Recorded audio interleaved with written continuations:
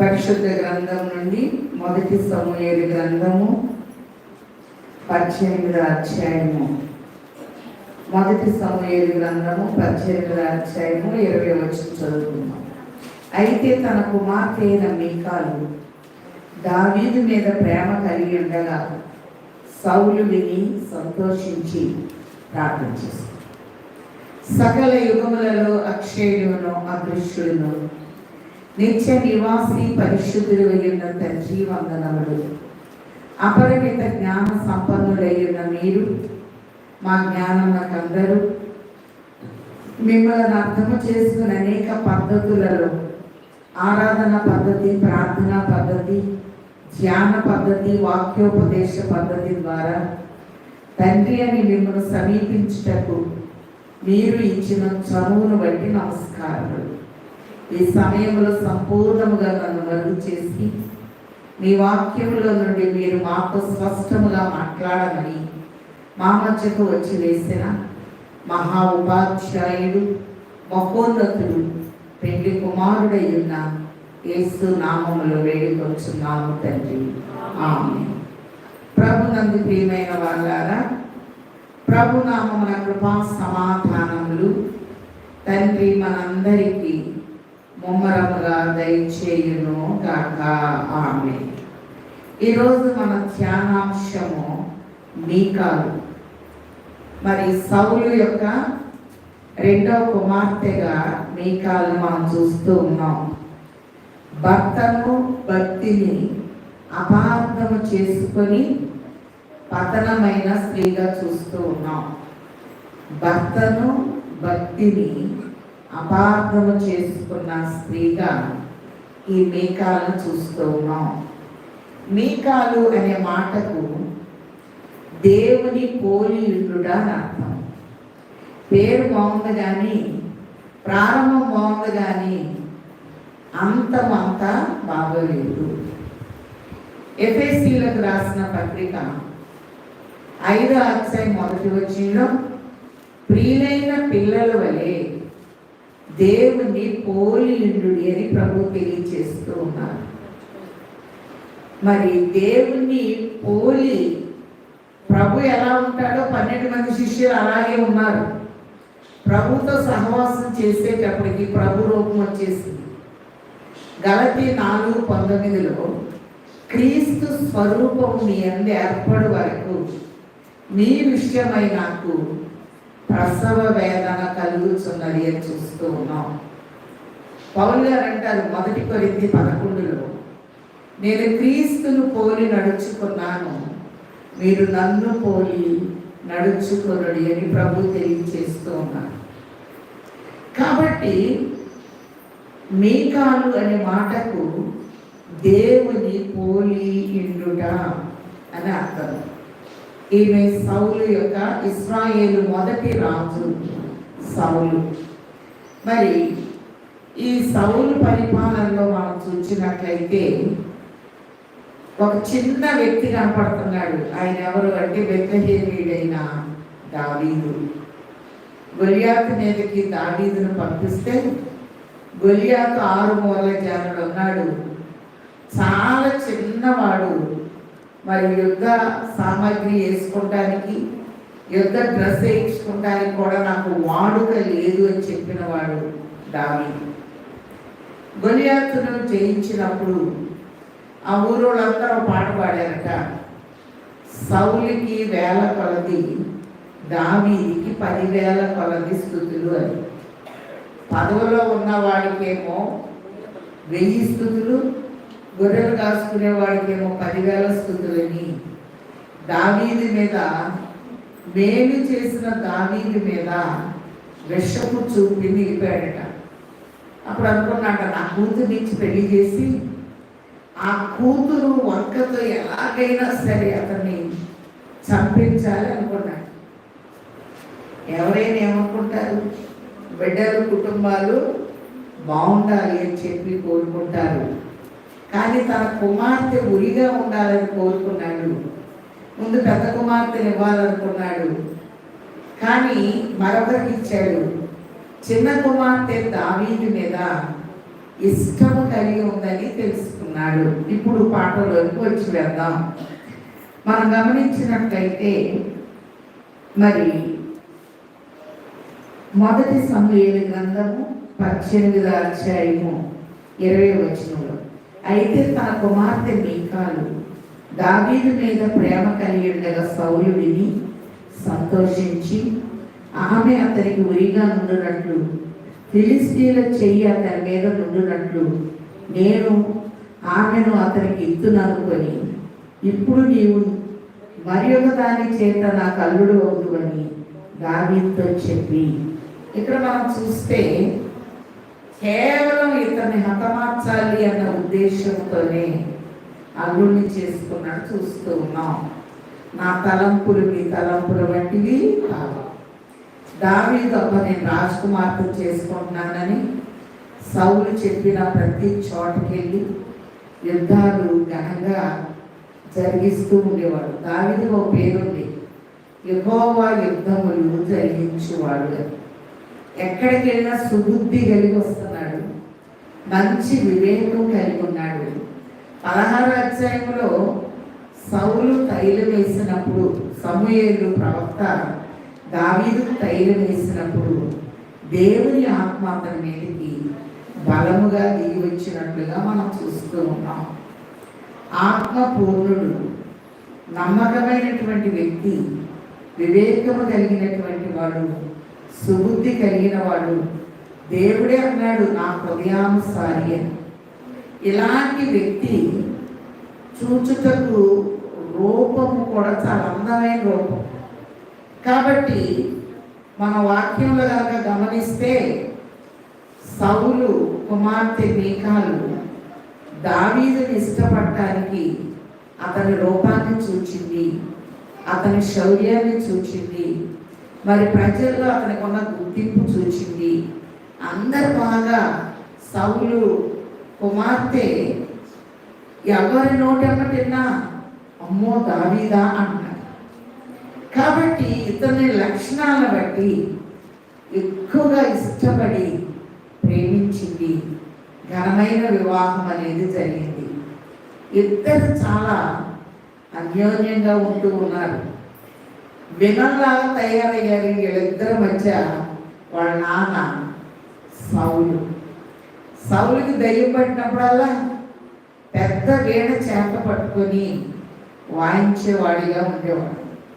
కాబట్టి దావీదుని చంపాలి అనే ప్రయత్నంలో ఉన్నప్పుడు ఒక ఈట విసిరితే దావీదు తప్పుకున్నాడు. అది గోడ కూర్చుకుంది. ఇంటికి వచ్చాడు. భర్తకు ప్రాణాపాయం ఉంది అని మీకాలు తెలుసుకొని ఒక కిటికీ గుంట అతన్ని తప్పిస్తుంది. కిటికీ అనేది బైబిల్లో న్యాయ తీర్పుకు సాదృశ్యం. అలాగనే భర్తని కాపాడుకుంటుంది. మంచం మీద గృహదేవతను పెట్టి మరి దుప్పటి కప్పి గొర్రె కూర్చొని పెట్టి అదిగో నిద్రలో ఉన్నాడు, జబ్బు చేసి ఉన్నాడంటే సౌలు అంతా తేలిగా వదులుతాడా? వచ్చి పరిశోధించి మంచం చూస్తే గృహదేవత ఉంది కానీ అక్కడ దావీదు లేడు. అంటే భర్తను కాపాడుకుంది. సౌలు తండ్రి యొక్క ఆగ్రహానికి, కోపానికి గురైనట్లుగా మనం చూస్తూ ఉన్నాం. కానీ ఎంతో ప్రేమించిందేనా.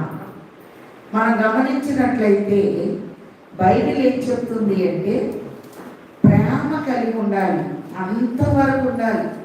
మధ్యలో ప్రేమలు మారకూడదని ప్రభు చెప్తున్నారు.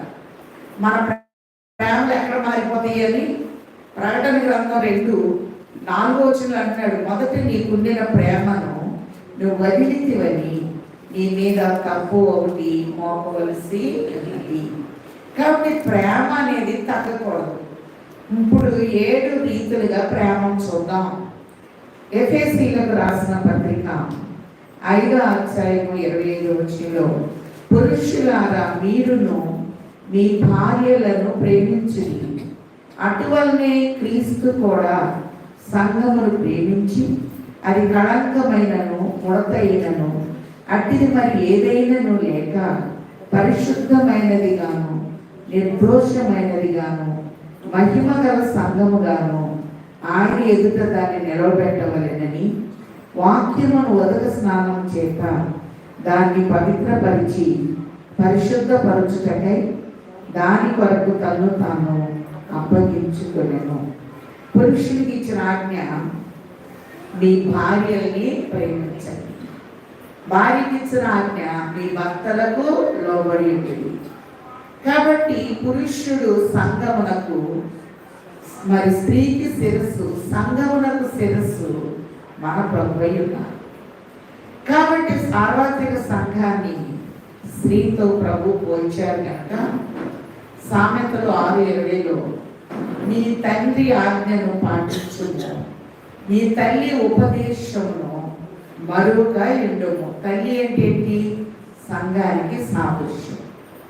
మరి ఈమె మన దేవుని ప్రేమించే విషయంలో 7 మర్మాలు ఇప్పుడు చూద్దాం.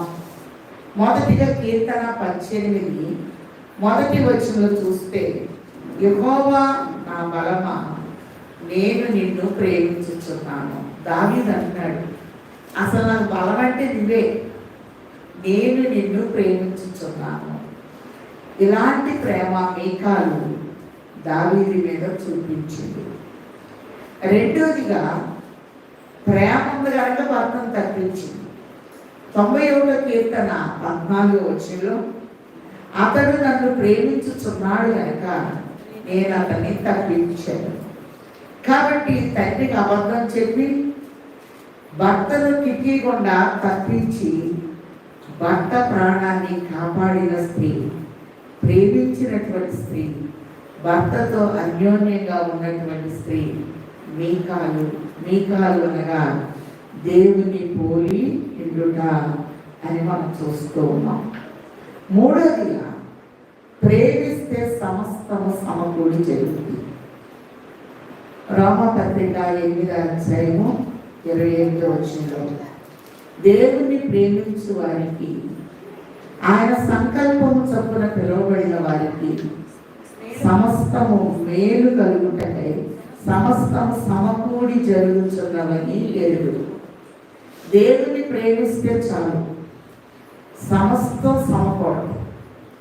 ఏ టైంకి ఏం కావాలో మనకు ఎవరు ఇస్తారు? ప్రభు ఇస్తారు. అన్నీ సమకూడేటట్టు ప్రభు చేస్తారు. కాబట్టి మొదటిగా ప్రేమ అనేది చాలా ప్రాముఖ్యమైనది. సౌలు కుమార్తె కూడా తను ఇష్టపడిన వ్యక్తిని, కోరుకున్న వ్యక్తిని, సూర్యుడైన వ్యక్తిని, మరి దావీదు చాలా అందగాడు, దేవుడే పోల్చాడు కదా. మొదటి సమూయేలు గ్రంథం 16లో చక్కని నేత్రములు కలిగిన వాడు, ఎర్రటి వాడు, చూస్తానికి మంచి రూపము కలిగిన వాడు. మరి సియోను పాటుకు వెళ్తే దావీదు నమూనా ఉంటుంది అక్కడ. దావీదు ఒక వీణ పట్టుకొని వాయిస్తున్నట్టు మేడగది పక్కన ఏం గురించి చూసారా? చూసారు వచ్చిన వాళ్ళందరూ, మీకు కూడా గుర్తుందా? కాబట్టి అక్కడ దావీదు గారి పక్కనే నిలబడి ఫోటో దిగుతా ఉన్నదేమో అంత ఎత్తుంటుంది, మనం ఏమి కొట్టుకున్నామా అనిపిస్తుంది. కాబట్టి దేవుని ఎక్కువగా ప్రేమించేవాడు, దేవుని కొరకు ఒక రోజులో 10 సార్లు టైం తీసేవాడు, 3 సార్లు ప్రార్థించేవాడట, 7 సార్లు ధ్యానించేవాడట.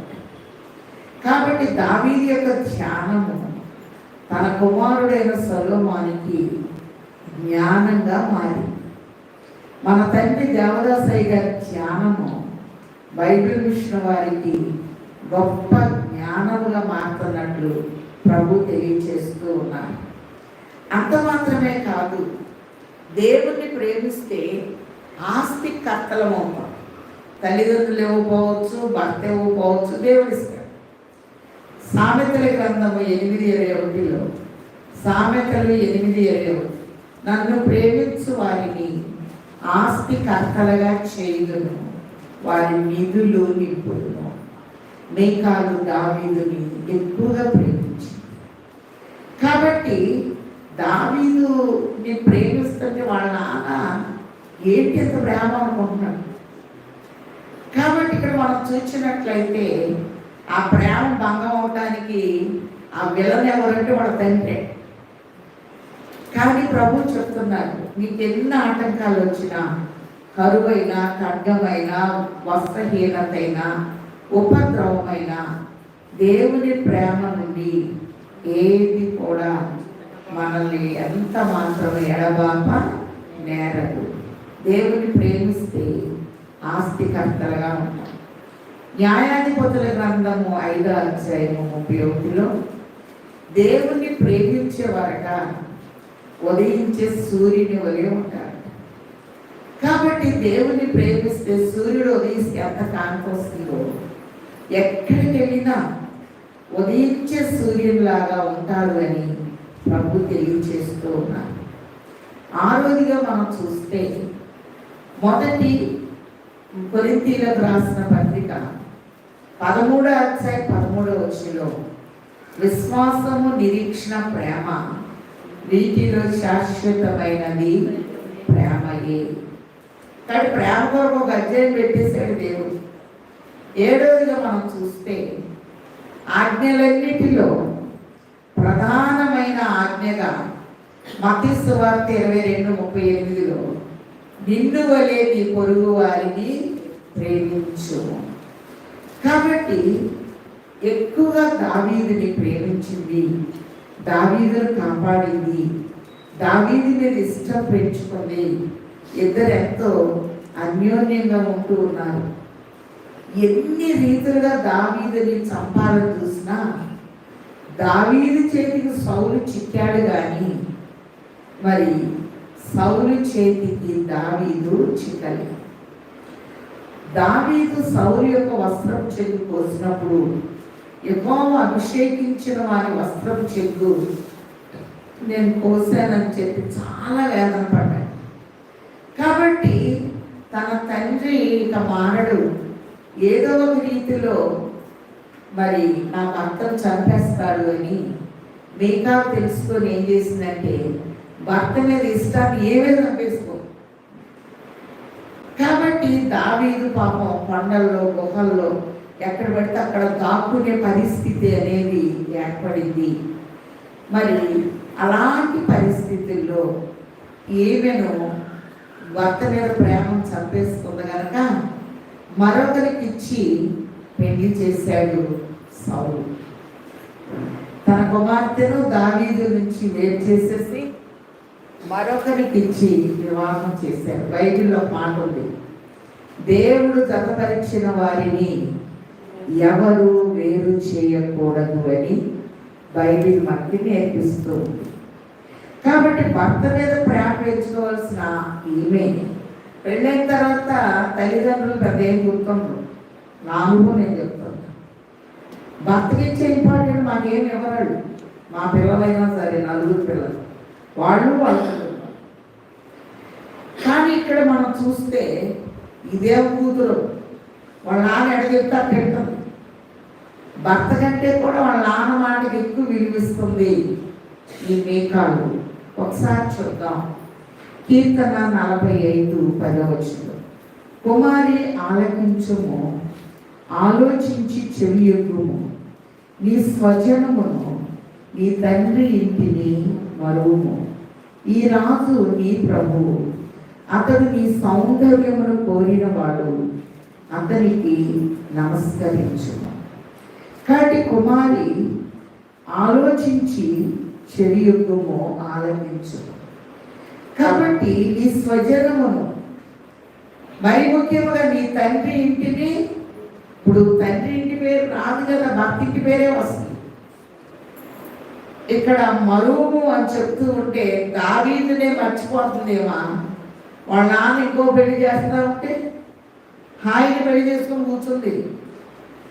కాబట్టి దావీదు మట్టికి మీకాలు మర్చిపోలేదు. ఎందుకంటే నా పట్టపు రాణి, నా మొదటి భార్య అని ఆయనకు ప్రేమ అనేది తగ్గలేదు. కానీ భర్తను బట్టి ఏమేం చేసిందంటే తండ్రి మాటకి లోబడింది.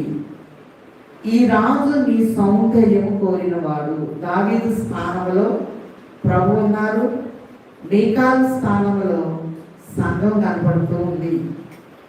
కాబట్టి ఈ లోకంలో ఉన్నటువంటి ప్రేమ కొంతవరకే.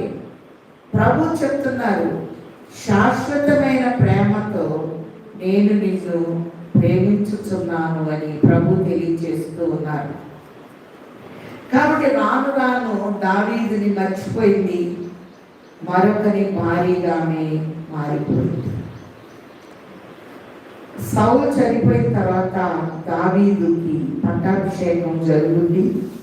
సమూయేలు ప్రవక్త దావీదు మరి సౌలు బ్రతుకున్నప్పుడే ఒక విషయాన్ని ప్రభు పాదాల దగ్గర పెడతారు.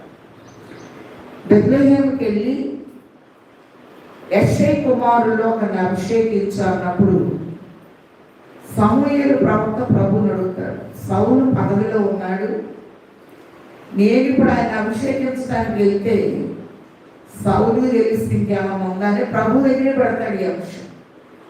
అప్పుడు ప్రభు చెప్తారు, నీవు రాజైన సౌలుతో చెప్పేటప్పుడు బలి అర్పించడానికి వెళుతున్నానని చెప్పు. సమూయేలు ప్రవక్త ఎక్కడైనా బలి అర్పించవచ్చు, ఎవ్వరూ అభ్యంతరపడచ్చు, కానీ యెష్షై ఇంటి వారికి మట్టికే అభిషేకం అని చెప్పు. ఇది సౌలుకి నువ్వు చెప్పాల్సిన అవసరము లేదు.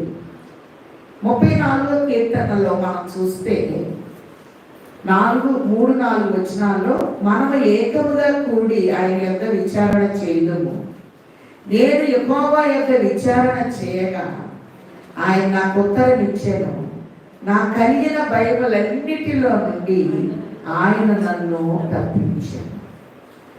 ఏ సమస్య వచ్చినా ఎవరి దగ్గర పెట్టుకోవాలి? దేవుని దగ్గర పెట్టుకోవాలి. దావీదు ఒక పరిస్థితుల్లో దేవుని దగ్గర ఏమని అంశం పెడుతున్నాడు ఒకసారి చూద్దాం. 142వ కీర్తనలో మనం చూస్తే దావీదు ప్రభు పాద సన్నిధిలో ఒక అంశం పెడుతున్నాడు. 142వ కీర్తన 2వ వచనం, నేను బహు వినయముగా ఆయన సన్నిధిని నేను మొరపెట్టుచున్నాను, నా కలిగిన బాధ ఆయన సన్నిధిని చెప్పుకొనుచున్నాను. నాలో నా ప్రాణం కృంగి ఉన్నప్పుడు నా మార్గం నీకు తెలియను.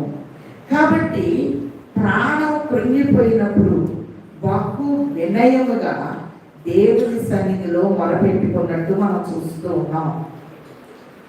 అలాగే దేవుని సన్నిధిలో మరొక ఆయన మాట్లాడటానికి కూడా ఓపిక లేక 10 మంది పిల్లలు ఒకసారి చచ్చిపోయారు, ఆరోగ్యం సరిగ్గా లేదు, 3 స్నేహితులు వచ్చి విసిగిస్తున్నారు. ఆ సమయంలో తన బాధ వినేవాళ్ళు కావాలి. ఇక్కడ ఒకసారి చూద్దాం, యోబు గ్రంథము 31వ అధ్యాయము, యోబు 31వ అధ్యాయం 37వ వచనంలో, నా మనవి వినుటకై నాకొకడు ఉండవలెనని నేనెంతో కోరుచున్నాను, ఇదిగో నా చేవరాలు గుర్తు, ఇదిగో నా ప్రతివ్రాసి రాసిన ఫిర్యాదు, సర్వశక్తులు నాకు ఉత్తరమించును కాక. కాబట్టి ఇక్కడ మనం చూస్తే నా మనవి వినుటకై, నీ మనవి వినగానే నీ తండ్రి కొట్టి నెరవేర్చునంతాయు తెలుసునా, నీ తండ్రి నియమంబులే నీది లెగ్గానిది రాదాని తెలుసునా, ఇరుగులేనిది రాదు తెలుసునా, నీ ఆత్మలో ఆత్మ తెలుసునా. కాబట్టి మనం గమనించినట్లయితే చాలా వేదంతో దావీదు ఉన్నాడు, దేవుని మీద ఆధారపడ్డాడు. మరి మీకాలైతే తన తండ్రి మీద ఆధారపడింది. దేవుని పిల్లలమైన మనం కూడా ఏ శ్రమ వచ్చినా ప్రభు దగ్గర మనం ఆధారపడి ప్రభు పాద సన్నిధిలో అంశం పెట్టినప్పుడు మంచి నెరవేర్పు మనకు ఎవరిస్తారు? దేవుడు అనుగ్రహించు వారై ఉన్నారు. అలాగే మనం చూస్తే సియోను అన్న దావీదు పురం అన్న ఒకటి, మొదటి సమూయేలు మరి మొదటి రాజుల గ్రంథం 8లో చాలాసార్లు మీకు చెప్పాను. సియోను అంటే దావీదు పురము, రాజులుండే పట్టణము. అలాగే ఇక్కడ మనం చూస్తే దావీదు పరిపాలనలోనికి వచ్చిన తర్వాత మరి మందస్సం గుడారాల్లో ఉంటుంది, డేరాల మధ్య ఉంటుంది. ఒక మంచి ఏర్పాటు చేయాలి, ఆలయాన్ని కట్టాలి అనే తలంపు దావీదుకు ఉన్నట్లుగా మనం చూస్తూ ఉన్నాం. మొదటిగా నిర్గమకాండం 25 అధ్యాయంలో మోషేతో దేవుడు చెప్తున్నాడు, మీరు నాకు పరిశుద్ధ స్థలాన్ని నిర్మించాలి, తుమ్మకర్రతో మందస్సము చేసి దానికి 2 మోతకర్రలు పెట్టి చుట్టూ మేలిమి బంగారంతో పొదిగి 4 ఉంగరాలు చేయాలి అని.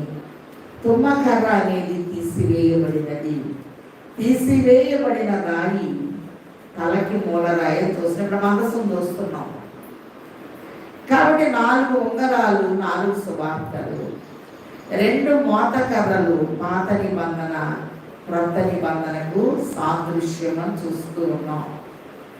కాబట్టి మందస్సము ప్రభు చెప్పినట్లు అహోలియాబు, బెసలేలు దేవుడిచ్చిన జ్ఞానాత్మతో చక్కగా నిర్మాణం చేయబడింది.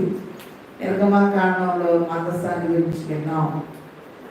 మోషే తర్వాత యెహోషువకి నాయకత్వం ఇచ్చినప్పుడు కొండ మీద నుండి మందస్సము దించబడింది. ప్రభు కూడా మందస్సము అనగా యేసు ప్రభుని పోలి ఉండుట అని అర్థం. అలాగే మరి ఫిలిప్పీ పత్రిక 2:5లో తండ్రితో ఉండుట విడిచిపెట్టకూడని భాగ్యమని ఎంచుకోలేదు, కానీ దాసుని రూపము ధరించి రిక్తుడై శిలువ మరణం పొందినంతగా ప్రభు తను తాను తగ్గించుకున్నట్లుగా చూస్తూ ఉన్నాం. మందస్సము పై నుండి నెబో కొండ నుండి క్రిందకు దిగింది. యాబాలు కొండ మీద దాన్ని పెట్టి ఒక ప్రక్క దీవెన వచనాలు, ఒక ప్రక్క శాప వచనాలు అక్కడ పలికి ప్రజలు ఆమెన్ ఆమెన్ అన్నట్లు మనం చూస్తున్నాం. మందస్సము యెహోషువ నాయకత్వంలో మరి భుజం మీద పెట్టుకొని వచ్చినప్పుడు యోర్దాను నీళ్లు ఏకరాశి ఆపబడి 12 రాళ్ళు ప్రతిష్ఠించారని గతంలో చెప్పుకున్నాం. మందసాన్ని తీసుకొచ్చి ఎరికో దగ్గర ఉన్న సిలోహు మందిరంలో పెట్టారు. ఈ సిలోహు మందిరము అంటే మొదటి సమూయేలు గ్రంథంలో సమూయేలు తల్లి హన్నా వచ్చి ప్రార్థన చేసుకున్న స్థలమయ్యున్నది. సిలోహు మందిరంలో ఉన్న మందసాన్ని మరి మొదటి సమూయేలు గ్రంథం 4వ అధ్యాయంలో ఏలీ కుమారులు 2 ఉన్నారు. వీళ్ళకి అస్సలు భయం లేదు, యాజకుని పిల్లలేగా. మరి ఓప్ని ఫినెహాస్ అనే వాళ్ళు కెరూబుల మధ్య ఉన్న మందసాన్ని తీసుకొచ్చి దండులో పెట్టారు, అంటే లోకంలో పెట్టారు.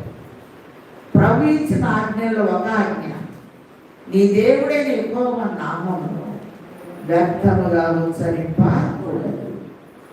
దండులో పెట్టినప్పుడు ఫిలిస్తీన్లు భయపడ్డారు, ఇక మందసం వచ్చిందిలే మాకేంటి అన్నట్టు ఉన్నది. మందసం పట్టబడింది, శత్రువుల చేతిలోకి వెళ్ళిపోయింది. మరి ఇక్కడ యాజకుడైన ఏలి పెద్ద పీట మీద కూర్చున్నాడు. మందసం పట్టబడింది అంటే ఆయన వెనకబడి చనిపోయినట్టు చూస్తూ ఉన్నాం. అంటే మెడ విరిగి ఆయన చనిపోయాడు. వీళ్ళ కోడలు డెలివరీ అవుతుంటే అమ్మ నీ కొడుకే అంటే మందసం పట్టబడింది అన్న మాట విని, భర్త చనిపోయాడనే మాట విని ఇశ్రాయేలీలో నుండి ప్రభావం వెళ్ళిపోయింది అని చెప్పి మరి ఆ మాట్లాడినట్టు చూస్తూ ఉన్నాం. మొదటి సమూయేలు గ్రంథము 4వ అధ్యాయము 22వ వచనంలో తన బిడ్డకు ఈకాబోతు అని పేరు పెట్టారు. దేవుని మందసం పట్టబడిపోయినందున ప్రభావం ఇశ్రాయేలీలో నుండి చెరపట్టిపోయేదని ఆమె చెప్పాను. మందసం లేదు అంటే ఇశ్రాయేలీలో నుండి ఏమైపోయింది, ప్రభావం వెళ్ళిపోయినట్టు చూస్తూ ఉన్నాం. ఒక రక్తస్రావం స్త్రీ వచ్చి ప్రభువును ముట్టుకున్నప్పుడు ఆయన అన్నాడు, నాలో ఉన్న ప్రభావం వెళ్ళిపోయింది. ఒక స్త్రీ ప్రభువును పట్టుకోవడం ద్వారా ఆయనలో ఉన్న ప్రభావం ఆమెలోనికి వచ్చి వేసినట్లుగా మనం చూస్తూ ఉన్నాం. కాబట్టి సిలోహు మందిరంలో నుంచి దండులోనికి వచ్చింది మందసం. దండులో నుండి దాగోను గుడిలోనికి వచ్చినట్టు చూస్తూ ఉన్నాం. రెండవ స్థలము దాగోను దేవత గుడిలో ఫిలిష్తీయులు మరి పెట్టినట్లుగా మనం చూస్తూ ఉన్నాం. ఈ దాగోను గుడిలో పెట్టినప్పుడు దాగోను దేవత బోర్లపడింది. వీళ్ళు సరి చేసుకోవాలి, అయ్యో దేవత పడిపోయిందని మళ్ళీ సరిగ్గా పెట్టారట. ప్రభు అంటున్నారు, నన్ను ఎవరికి సాటి చేయుదురని పరిశుద్ధుడు అడుగుతున్నాడు. కాబట్టి తల మొండెము నరికి వేయబడింది. దేవుడు దేవుడే, మానవుడు మానవుడే. కాబట్టి ఈ దాగోను దేవత మందస్థం ఎదుట బోర్ల పడింది. అన్ని నామముల కన్నా పైనామము యేసు నామము.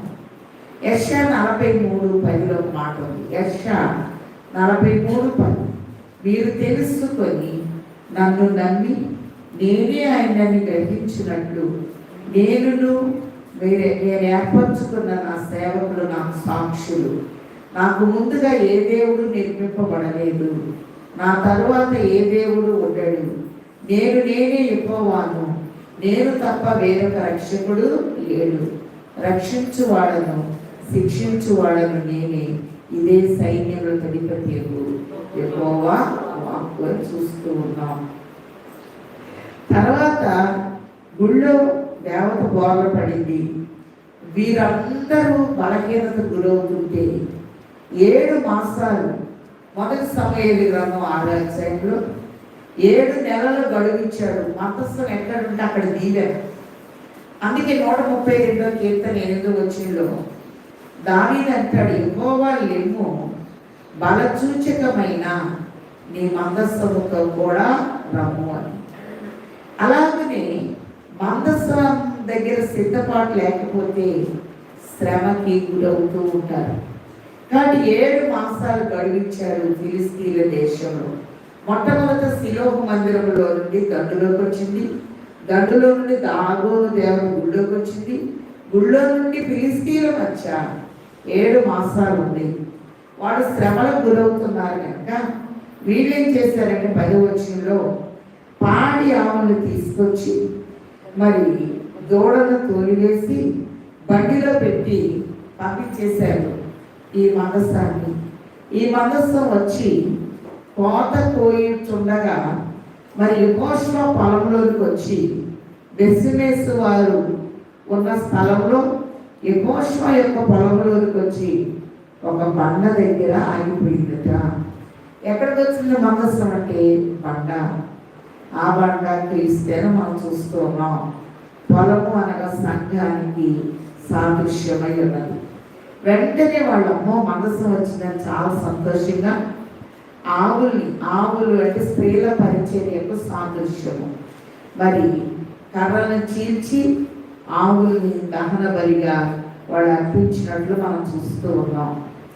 మందస్థము సిద్ధపాటు లేకుండా మందస్థం దగ్గరికి వెళ్ళకూడదు. మందస్థం వచ్చింది కదా అని వీరేం చేశారంటే మరి ఒక పెట్టి మూత తీసేశారట. తీసినప్పుడు 50,070 మంది చనిపోయినట్లుగా మనం చూస్తూ ఉన్నాం. 18వ వచనం చూద్దాం. మొదటి సమూయేలు గ్రంథం 7వ అధ్యాయం 18.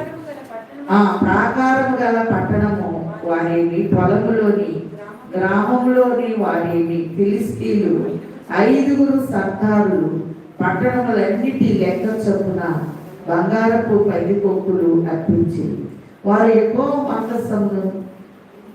మందసమును తెచ్చిన పెద్ద రాయి దానికి సాక్ష్యం. నేటి వరకు ఆ రాయి బెత్షెమెషు వాడైన యెహోషువ యొక్క పొలంలో ఉంది. బెత్షెమెషు వారు యెహోవా మందసమును తెరచి చూడగా దేవుడు వారిని హతము చేసి ఆ జనుల్లో 50,070 మందిని పొందారు. కాబట్టి మందసంలో ఏముందని గబగబా వెళ్ళి నిర్గమాకాండం 19వ అధ్యాయంలో కొండనే ముట్టుకోవద్దన్న సీనాయి కొండ మీద ప్రభు వచ్చేటప్పుడు పైకి వచ్చిన మోషేని 7 సార్లు కిందకు పంపించారు ప్రభు. మేడను ఏర్పాటు చేయి, ఎవరు ముట్టుకోకూడదు అని. తర్వాత అందరూ భయం వేసింది. మందసం 20 సంవత్సరాలు అరణ్యంలో ఉంది. 2వ సమూయేలు గ్రంథము 7వ అధ్యాయంలో అంతటా కిర్యతారీం వారు వచ్చి యెహోవా మందసమును తీసుకుని పోయి కొండ యందేని అబీనాదాబు ఇంట చేర్చి దాన్ని కాపాడటకు అతని కుమార్తెైన ఎలియాజరుని ప్రతిష్ఠించింది. మందసము కిర్యతారీములో నుండిన కాలము 20 సంవత్సరములు. కాబట్టి మత్తయి సువార్త 4వ అధ్యాయంలో 4వ వచనం చూస్తే, అప్పుడు యేసు అపవాది చేత శోధించబడ్డకు ఆత్మ వలన అరణ్యమునకు కొనిపోబడెను. 40 పగళ్ళు 40 రాత్రులు ఆయన ఉపవాసం ఉన్నట్టు మనం చూస్తూ ఉన్నాం. అరణ్యములో 20 సంవత్సరాలు మందసం ఉన్న తర్వాత 20 సంవత్సరాల తర్వాత ఈ మందసం విషయంలో దావీదు చాలా ఎప్పుడు సీయోను కోట తీసుకొద్దామా అనే తలంపు కలిగి ఉన్నారు.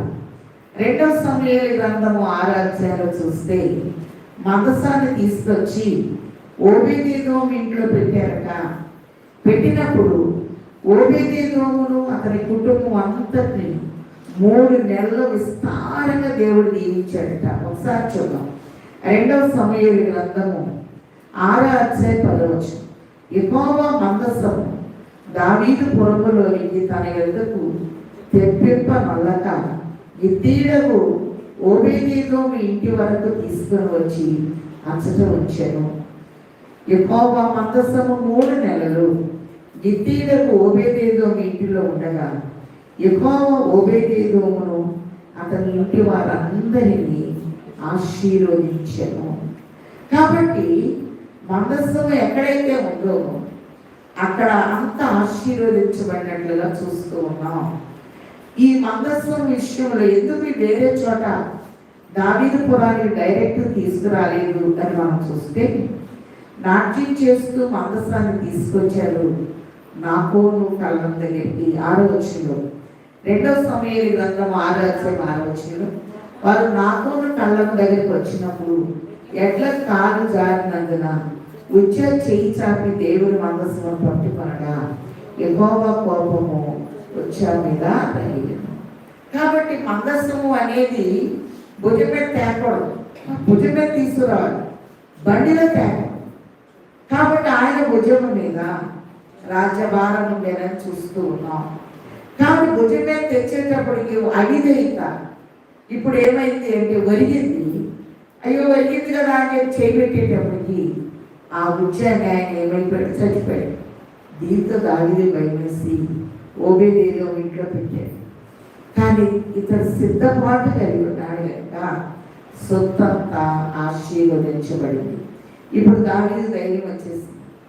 ఓబేదెదోము ఇంటిలో నుండి సియోనుకు మందసాన్ని తీసుకురావాలి అనుకున్నారు. సియోను అనగా రాజులు ఉండే స్థలము, సియోను అనగా రారాజు పట్టణము. ఈ సియోనులోనికి మందస్సము తీసుకురావాలి అనుకుంటున్నాం. ఒకసారి ప్రవచనం చూద్దాం. 132వ కీర్తనలో మనం చూస్తే దావీదు సియోను విషయంలో ఎంత చక్కని ప్రవచనాన్ని ఇక్కడ బయలుపరుస్తున్నారు అనే విషయాన్ని స్పష్టంగా ప్రభు మనకి తెలియజేస్తూ ఉన్నారు. యాకోబు యొక్క బలిష్ఠుడికి మొక్కుబడి చేశాట. పోయినసారి కూడా మనం చెప్పుకున్నాం. 132వ కీర్తన 2వ వచనం. యాకోబు యొక్క బలిష్ఠుడికి మొక్కుబడి చేశారు. ఎట్లనగా యెహోవాకు నేను ఒక స్థలం చూచు వరకు, యాకోబు యొక్క బలిష్ఠుడికి ఒక నివాస స్థలం నేను చూచు వరకు నా వాసస్థానమైన గుడారములో నేను ప్రవేశింపను. నేను పరులు మంచం మీదకి ఎక్కను. నా కన్నులకు నిద్ర రానియను, నా కన్నురెప్పలకు పొరిగిపాటు రానియను. మనం ఇంట్లో అన్నం మానేయటం, నీసు మానేయటం, ఏదో చిన్న చిన్నవి చేస్తాం. నిద్ర లేకుండా ఉంటావా 40 రోజులు? 40 రోజులు ఇంట్లో నేను అస్సలు నిద్రపోను అనేవాళ్ళు ఉంటారు. రాత్రులు నిద్రపోకుండా పగలన్నా ఖచ్చితంగా నిద్రపోను. కానీ దావీదు ఏమంటున్నాడు? నా కన్నులకు నిద్ర రానియను, కన్ను రెప్పలకు పులిగినట్టు కూడా ఆమె చాలా కష్టం. ఎలా చూస్తూ కూర్చోవాలి అంటే అసలు ఈ ఒప్పందం ఎట్లా చేశారు? ఇప్పుడు పెద్దలం అయిపోయిన తర్వాత మంచి మంచాల మీద పడుకున్నాక కింద పడుకోవాలంటే కుదురుద్దా? మందిరానికి మందస్థానికి ఒక స్థలం చూసేంత వరకు నేను మంచం మీద పడుకోనని ఒప్పందం చేస్తున్నాడు ఆయన. ఎప్పుడన్నా లెక్కలో ఇలాంటివి చేసాం మనం? ఎప్పుడు అన్నమాని ఉప్మాలు తింటాం, టీలు తాగటం, ఇదే పోగాని కదా వాస్తవాలు. కాబట్టి మంచం మీద ఒక రాజు కింద పడుకుంటాను అన్నాడు అంటే మందస్థాన్ని ఆయన ఎంత ప్రేమించాడు. కాబట్టి ఇక్కడ మనం ఒకసారి చూద్దాం. 8వ వచనం, యెహోవా లెమ్ము, నీ బలసూచకమైన మందస్సముతో కూడా రమ్ము, నీ విశ్రాంతి స్థలంలో ప్రవేశించము. ప్రభు అన్నారు, ఆకాశ పక్షులు గూళ్ళు ఉన్నాయి, నక్కలకు పొయ్యలు ఉన్నాయి, మనుష్య కుమారుడు తలవాల్చడానికి చోటు. నక్కలకు పొయ్యాలుండే, ఆకాశ పక్షులకు గూళ్ళుండేను, ఒక్కింత స్థలమైనాను, మన ప్రభునికే తోడ లేకుండేను, రాజులకు రాజైనాయి, మన విభుని పూజ చేయుటకు రండి. కాబట్టి ప్రభు విశ్రాంతి స్థానం ఏంటి అంటే సిలువే. ఇక్కడ చక్కని మాట మనం చూస్తూ ఉన్నాం, నీ విశ్రాంతిలో ప్రవేశింపు అని ఒక చక్కని మాట 32వ కీర్తనలో చూస్తూ ఉన్నాం. 12వ వచనం, యెహోవా సత్య ప్రమాణము దావీదుతో చేశాను, ఆయన మాట తప్పని వాడు. యెహోవా సీయోను ఏర్పరచుకొని ఉన్నాడు, తనకు నివాస స్థలంగా దాన్ని కోరుకొని ఉన్నాడు. ఇది నేను కోరిన స్థానము, ఇది నిత్యము నాకు విశ్రమ స్థానముగా ఉండును, ఇక్కడనే నేను నివసించగలను. ప్రభు అంటున్నాడు, ఇది నా విశ్రాంతి స్థానము, నేను ఎప్పుడు ఇక్కడే ఉంటాను అని దేని గురించి చెప్తున్నాడు? సియోను గురించి చెప్తున్నాడు. అందుకే ఈవిడ కొడుకు రాస్తాడు 108వ కీర్తన 5వ వచనంలో, సియోనులో నుండి యెహోవా నిన్ను ఆశీర్వదించును గాక అనే మాటను మనం చూస్తూ ఉన్నాం. కాబట్టి సియోన్ని దావీదు ఉండే స్థలాన్ని దావీదుపురము అని, సియోను కోట అని పిలుస్తూ ఉంటారు. ఈ సియోనికి మందసం వచ్చేటప్పుడు దావీదు శక్తి కొలది నాట్యం చేస్తూ ఉన్నాడు, శక్తినంతా సంతోషంతో వాడుతూ ఉన్నాడు. అలాగే ఏబోదు ధరించాడు, నారవస్త్రాన్ని ధరించాడు. ఇది యాజకత్వానికి ముందు. అహరోను వస్త్రాలు చెప్పేటప్పుడు ఏబోదుల గురించి, ఈ నార వస్త్రాల గురించి ప్రభు చక్కగా తెలియజేస్తూ ఉన్నారు. అలాగనే ఎప్పుడు చూద్దాం, దహన బలిని అర్పిస్తూ ఉన్నాడు. 2వ సమూయేలు గ్రంథము 6వ అధ్యాయం 15వ వచనం. మరి దావీదు 14వ వచనం నుంచి మనం చూస్తే, ప్రొవ్విన దూడని వధించాడు. దావీదు నారతో నేయబడిన ఏబోదును ధరించిన వాడే శక్తి కొలది యెహోవా సన్నిధిలో నాట్యం ఆడుచుండే. ఇలాగున దావీదును ఇశ్రాయేలీయులందరూ ఆర్భాటముతో బాకా నాదంతో యెహోవా మందసము తీసుకుని వచ్చింది. యెహోవా మందసము దావీదు పురమునకు రాగా సౌలు కుమార్తెలు మీకాలు కిటికీలో నుండి చూచి యెహోవా సన్నిధిని గంతులు వేయించు నాట్యమాడుచునున్న దావీదును కనుగొని తన మనస్సులో అతన్ని హీనపరచెను. కాబట్టి మీకాలు అనే మాటకు అర్థము దేవుని పోలి ఉండుట.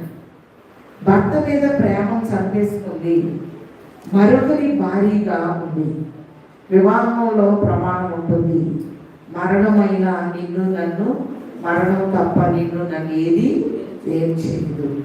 ఇక్కడ మనం గమనిస్తే మరొకరి భారీగా ఉంటే ఈ సౌలు కుమారుడు దావీదుతో సమాధాన పడాలి అనుకున్నప్పుడు దావీదు చెప్తాడు, నువ్వు నా దర్శనానికి రావాలి అంటే నా భార్య నాకు కావాలి. మరి మరొకరి భార్య అయినట్లు దావీదు తెలియదు, ఏదేమైనా నా భార్య నాకు కావాలి, నేను ఎంతో ప్రేమించానని. 1 కొరింథీయులకు రాసిన పత్రిక 6వ అధ్యాయం 20వ వచనంలో చూస్తే, మొదటి కొరింథీ 6:20 మీరు మీ సొత్తు కాదు, విలువ పెట్టి కొనబడిన వారు. కాబట్టి నీ దేహముతో దేవుణ్ణి మహిమపరచండి అని చూస్తూ ఉన్నాం. కాబట్టి నా భార్య తీసుకుంటేనే సౌలు కొడుకుతో చెప్తున్నాడు, లేకపోతే నువ్వు నా దర్శనానికి రావద్దు.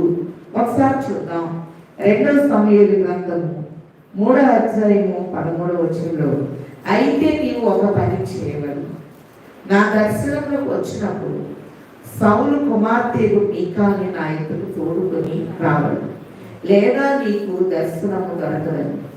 మరియు దావీదు సౌలు కుమారుడు విష్ణునకు దూతను పంపి ఫిలిస్తీన్లో 100 మంది ముందులు తెచ్చి నేను పెళ్లి చేసుకున్న మీకాలు నాకు అప్పగించునని చెప్పుడనగా ఇష్పషేతు దూతను పంపి లాయిష్ కుమారుడు పల్తీయేలును దాని పెనిమిటి వద్ద నుండి మీకాలను పిలవనండి.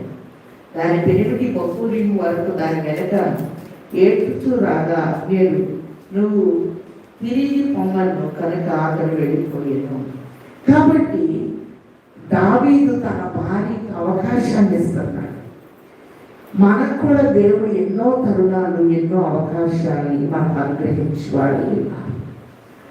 మరి ప్రకటన గ్రంథం 2:4 చూస్తే మొదట నీ పుణ్యన ప్రేమను నీ వదిలితివని నీ మీద తప్పు ఒకటి మోపవలసి ఉన్నది అని చూస్తూ ఉన్నాం. నువ్వు ఏ స్థితిలో నుండి పడితివని జ్ఞాపకం చేసుకొని మారు మనసు పొంది ఆ మొదటి క్రియలను చేయి. సరే, దావీదు రాజయ్యాడు. ఇప్పుడు మీకాలు పట్టపరాణి అవుతుంది. ఎంతో ఇష్టంగా సియోను కోటకి ఆమె తీసుకుని వచ్చాడు. మందసాన్ని తీసుకొస్తున్నాడు.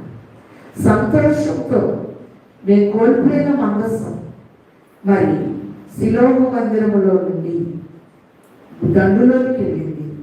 గండులో నుండి దాగోను గుడి దేవతలోకి వెళ్ళింది.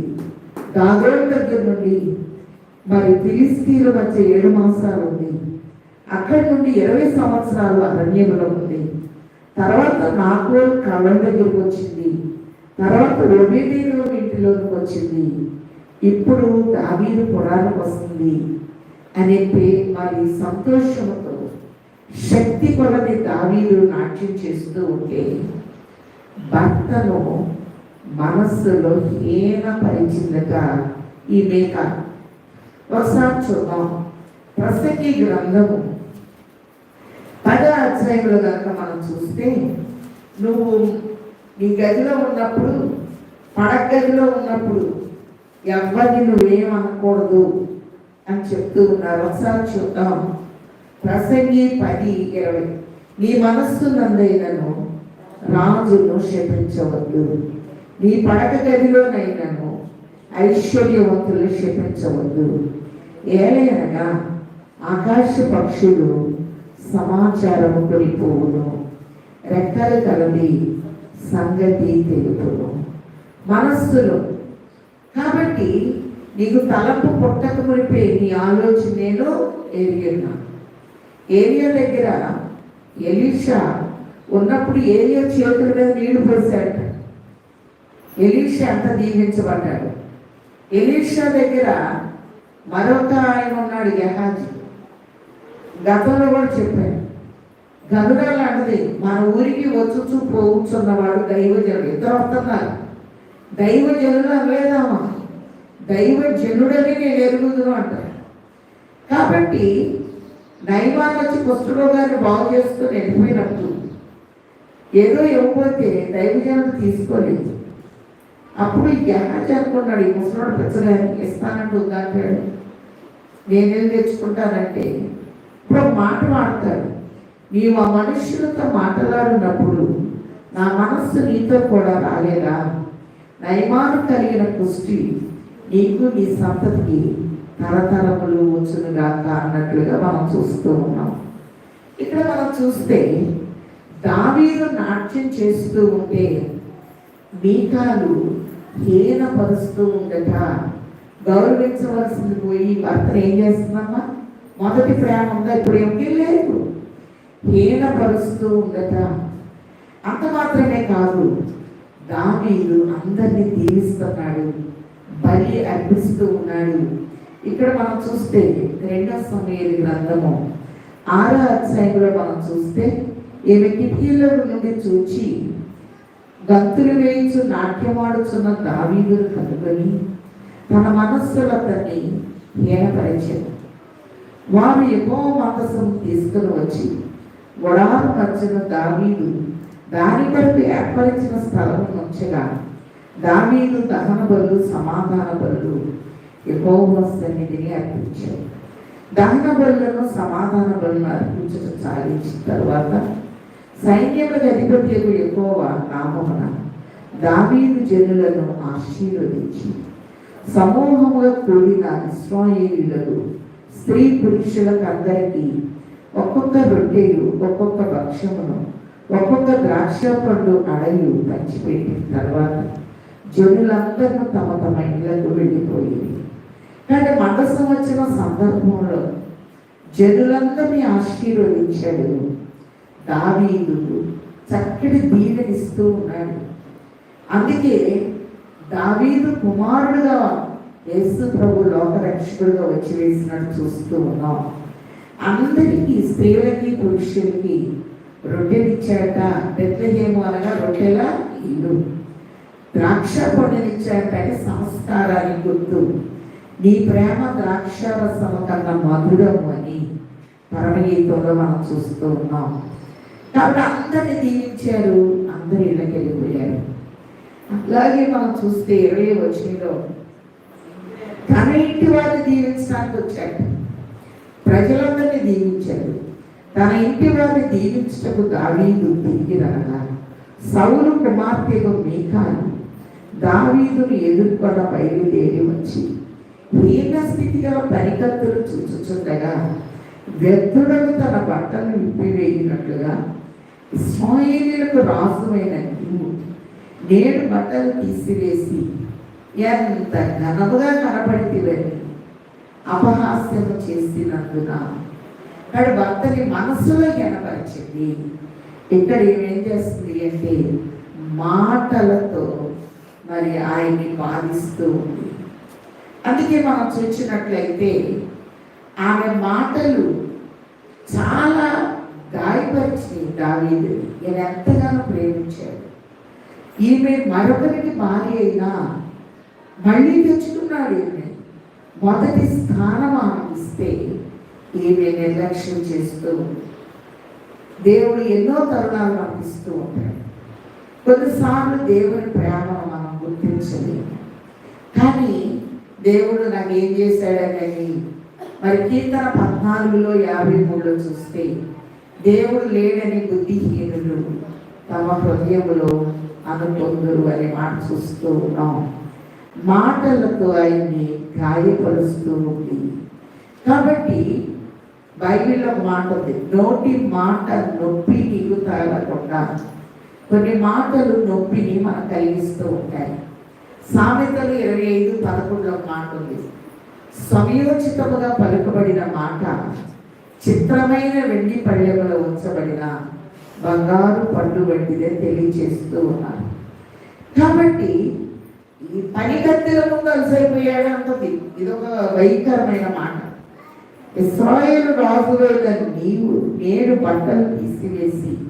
మనం గమనిస్తే యోహాను సువార్త 13వ అధ్యాయంలో ప్రభువు కూడా పై వస్త్రమును తీసి అవతల పెట్టివేసి పాత్రలో నీళ్లు పోసి పాదాలను కడిగి శుద్ధీకరించినట్లుగా మనం చూస్తూ ఉన్నాం. ప్రభువు తన మహిమను ప్రక్కన పెట్టివేసి సామాన్యుడు వలె లోకరించే గురువు పాదాలను శిష్యులు కొడుతారు. ఇక్కడ గురువే శిష్యుల పాదాన్ని కడిగినట్లుగా మనం చూస్తూ ఉన్నాం. దావీదు ఇక్కడ చక్కటి సాక్ష్యం చెప్తున్నాడు.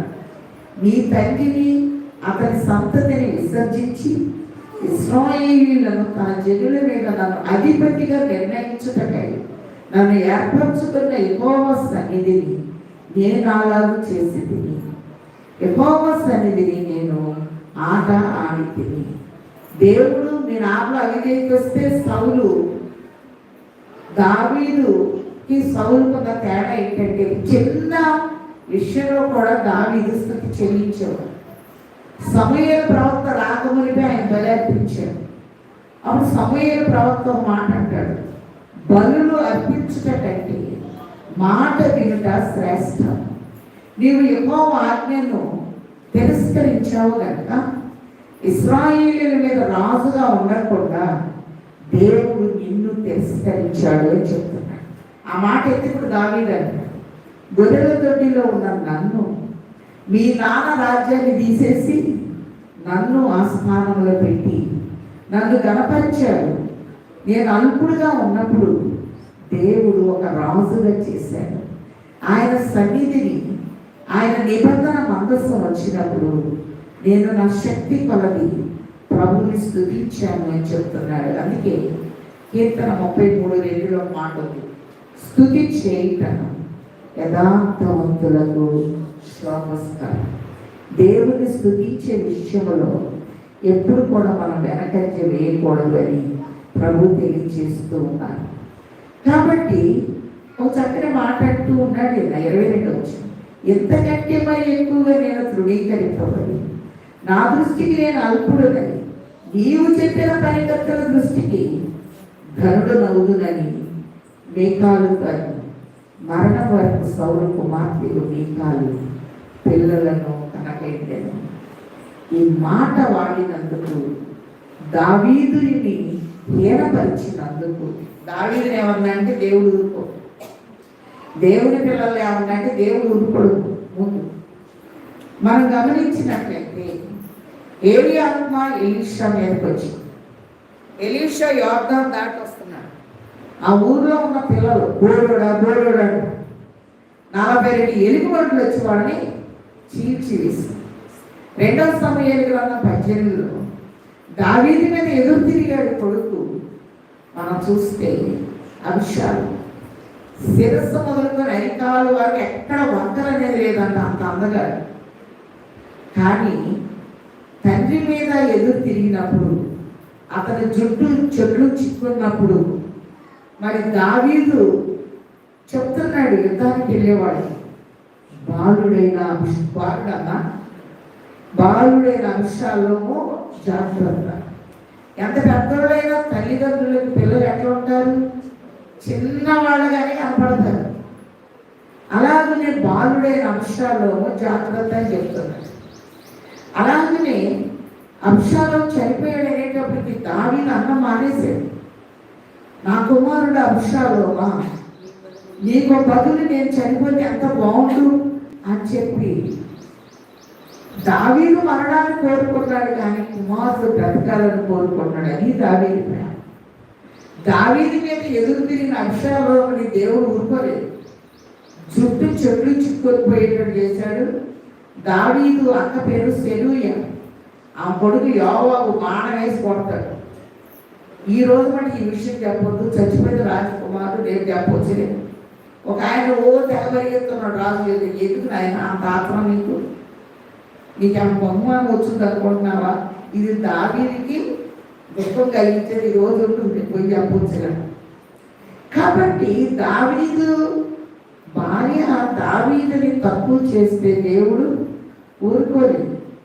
అయ్యర్ రాశారు, నీవాడు ప్రతి మాట నీవు మరతువు కానీ నీ తండ్రి మరచను. కాబట్టి దావీదుకి వచ్చిన భార్యలందరూ పిల్లలు ఉన్నారు, ఎవరే లేరు. ఈ మొదటి భార్య మీకాలు. కానీ దేవుణ్ణి దావీదులాగా ఆశ్రయించలేదు. గృహదేవతలు పెట్టుకొని ఉన్నట్లుగా చూస్తూ ఉన్నాం. తండ్రి నుంచి ఇంపార్టెంట్ భర్తకి ఇవ్వలేదు. కనుక ప్రభు అన్నారు, నీ తండ్రి ఇంటిని మరువమని చెప్తూ ఉన్నారు. మీకాలు అన్న చక్కటి పాఠము. దేవుని పోలి నడుచుకోవాలి మనం. ఎవరిని పోలినా ఏదో ఒక లోపం కనపడుతుంది. అలాగనే మనం చూస్తే మీకాలు భర్తని గౌరవించలేదు. మొదటి ప్రేమని కోల్పోయినట్టు చూస్తున్నాం. దావీదుని హీనపరిచినట్టు చూస్తున్నాం. మాటలతో బాధించినట్టు మనం చూస్తూ ఉన్నాం. దావీదుకి ఇవ్వవలసిన గౌరవాన్ని ఇవ్వలేదు. కాబట్టి ప్రభువు పెళ్లి కుమారుడుగా రానయ్యున్నారు.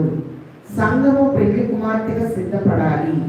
ప్రకటన గ్రంథము 2:25 అంటాడు, అంతము వరకు నీ కలిగిన దాన్ని గట్టిగా పట్టుకొనుము అని తెలియచేస్తూ ఉన్నాను. మేము ఇశ్రాయేల్ దేశం వెళ్ళినప్పుడు కానా వెడ్డింగ్ చర్చిలో జంటలన్నిటికీ ప్రార్థన చేస్తారు. మరి ఒక ఆయన మా పెళ్లిలో మామిడి నిద్రపోయిందంటే ఇక్కడ చేసుకుంటామని వచ్చారు. పెళ్లిలో నిద్రపోవడం ఏంటంటే 17 సంవత్సరాలు తేడా అంటారు. ఆడని చేసుకున్నాం, వెళ్ళి చేసుకున్నాం. మక్క కూతురండి ఆస్తి పోతుందని చెప్పి చేసుకున్నాం. ఆ పెళ్లి అంతా నిద్రపోతానే ఉంది. అది లేపి తాడి పెట్టాడంట తిరుపతిలో. ఇప్పుడు మాకు పీటలు కట్టంటే నేనన్న కానా వెడ్డింగ్ చర్చి లేక పీటలేదు, నుంచోనే తాళి కట్టాలా. ఆయన 6 అడుగులు ఉన్నారు, ఆమె ఉండదు. ఆయన తాళి కడతా ఉంటే మరి ఏదో గ్రూప్లో ఆమె వంగి ఆయన కాళ్ళకి నమస్కారం పెట్టేటట్టు అనుకున్నాను. ఆమె ఎంత భక్తి ఉండదా ఇండియన్స్ కన్నా వాళ్ళు యూదులైన వారు ఆశ్చర్యపడి వస్తూ ఉన్నారు అనమాట. అంటే అందరి కాలం మొక్కమని చెప్పడం లేదు. కావు, నిన్ను సృజించిన వాడు నీకు భర్త అయి ఉన్నాడు. మరి ఈ నెలతో స్త్రీల మాసం అయిపోతుంది కనుక బైబిల్ మాసంలో వచ్చేవారం యెరూషలేములో ఆరాధన. కాబట్టి సియోనులో ఆరాధన వచ్చేవారు. సియోను పురానికి ఏమొచ్చేసింది? మందసం వచ్చింది. కాబట్టి సియోనులో నుండి యెహోవా నిన్ను ఆశీర్వదించుకున్నాడు. సియోనులో ఉన్నవాడు చాలా నమ్మకంగా ఉండాలి. 125 కీర్తనలో యెహోవా యందు నమ్మకం ఉంచువారు కదలక నిత్యము నిలుచు సియోను కొండ వలె. ప్రభు రెండో రాకడ ఎక్కడికి వస్తారంటే సియోనులోకి వస్తారు.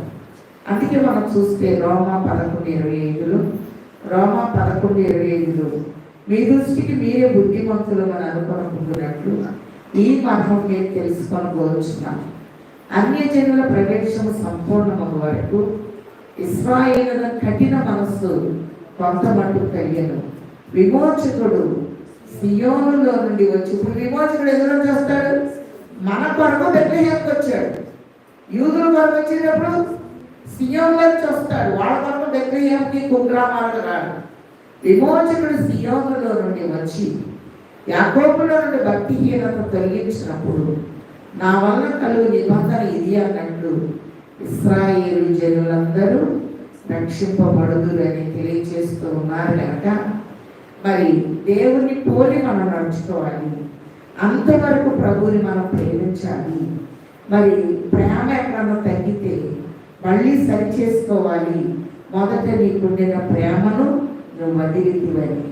మన ప్రభువు మరి పరిపూర్ణమైనటువంటి వాడు కనుక దేవుడు లోకమును ఎంతో ప్రేమించాడు. దేవునికి ఇవ్వాలి ప్రథమ స్థానం.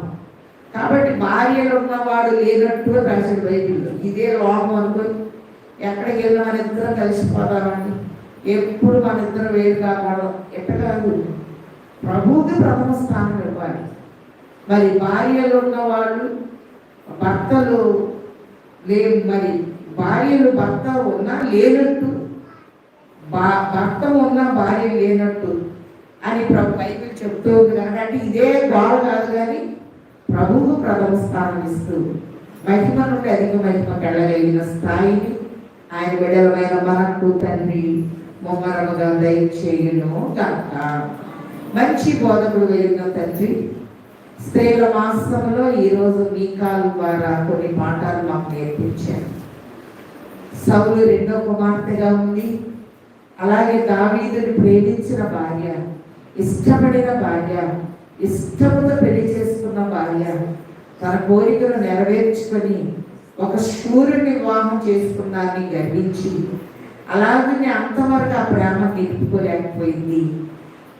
మన నాయన పెళ్ళైన కొత్తలో భర్త ప్రాణాలను కాపాడింది, చివరికి భర్త మీద ఉన్న ప్రేమను మర్చిపోయింది.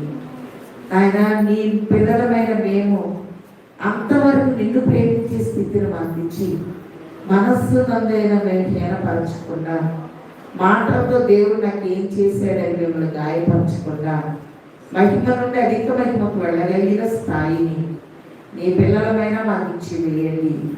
అలాగే వచ్చిన బిడ్డలందరినీ దీవించమని యెరూషలేము ప్రయాణంలో మీరుండి వచ్చే వారము నాయన యెరూషలేము ఆరాధన ఘనంగా జరిగించమని మంచి కాపరి ప్రాణప్రియుడైయున్నాను యేసు నామములో వేడుకొచ్చున్నాము తండ్రి.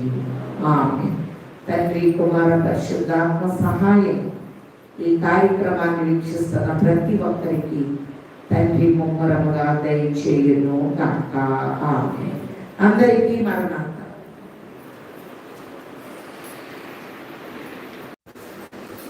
మనందరూ లేచి స్తుతి మహిమయు ఆ పాట పాడడంలో